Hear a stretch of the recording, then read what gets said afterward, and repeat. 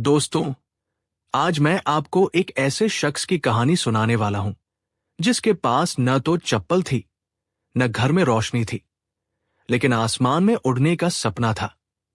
और इसी सपने ने भारत को अंतरिक्ष तक पहुंचा दिया। रामेश्वरम का वो गरीब लड़का जो रोज 4 बजे उठकर मीलों पैदल चलता था, सिर्फ फ्री की पढ़ाई के लिए।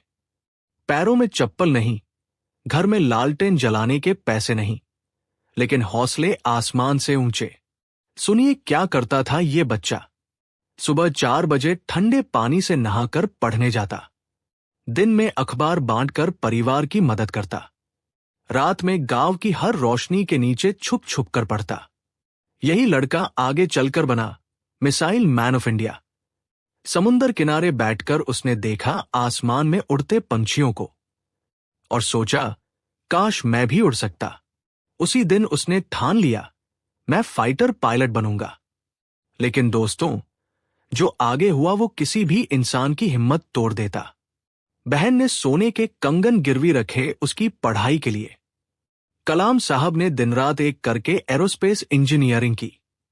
लेकिन जब एयरफोर्स का रिजल्ट आया, 8 सीटें थी, कलाम साहब का 9वां नंबर। उस दिन उनकी आंखों के सामने हर सपना टूट गया। इतना दुख हुआ कि ऋषिकेश में गंगा किनारे बैठकर आत्महत्या के बारे में सोचने लगे। तभी स्वामी शिवानंद ने कंधे पर हाथ रखकर कहा, बेटा, तू असफल नहीं हुआ। ऊपर वाले ने तेरे लिए कुछ और बड़ा सोचा है। यही वो मोमेंट था जब फेलियर को फ्यूल बनाकर कलाम साहब ने अपनी असली जर्नी शुरू की। डीआरडीओ ज्वाइन किया, फिर इसरो में ट्रांसफर। लेकिन सुनो क्या हालत थी। न कोई वर्कशॉप थी, न ऑफिस। चर्च को बनाया वर्कशॉप, फादर के घर को बनाया ऑफिस। भारत का पहला रॉकेट बैलगाड़ी और साइकिल पर लाद कर लॉन्च पैड तक पहुंचाया। 21 नवंबर 1963 भारत ने अंतरिक्ष में रखा पहला कदम। लेकिन यहां ट्विस्ट यह है, मिसाइल मैन का टाइटल मिला एक फेल्ड प्रोजेक्ट से। SLV-3 रॉकेट, 10 साल की मेहनत, एक भी छुट्टी नहीं ली। अगस्त 1979 रॉकेट लॉन्च हुआ और बंगाल की खाड़ी में गिर गया। लोगों ने ताने मारे, बुरा भला कहा। लेकिन कलाम साहब ने क्या किया?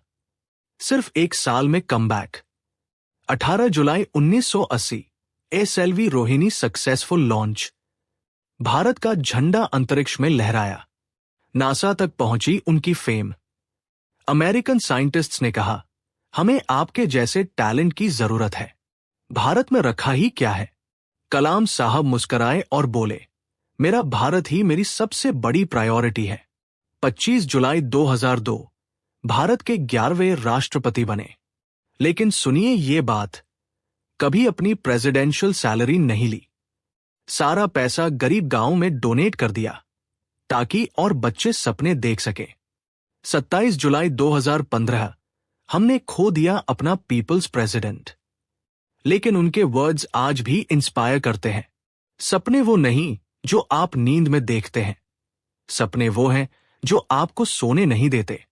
जब आपका सिग्नेचर ऑटोग्राफ में बदल जाए, तब समझ लेना कि आप कामयाब हो चुके हो। दोस्तों, ये कहानी सिखाती है, फेलियर फाइनल नहीं है, यह सिर्फ स्टेपिंग स्टोन है। ड्रीम्स के साथ डेडिकेशन चाहिए। सेटबैक्स को कमबैक्स में कन्वर्ट करना आना चाहिए। आज अगर आप भी किसी स्ट्रगल से गुजर रहे हैं, तो याद रखिए, हर रिजेक्शन आपको राइट डायरेक्शन की तरफ ले जाता है। कमेंट में बताइए, कलाम साहब का कौन सा कोट आपको सबसे ज्यादा मोटिवेट करता है?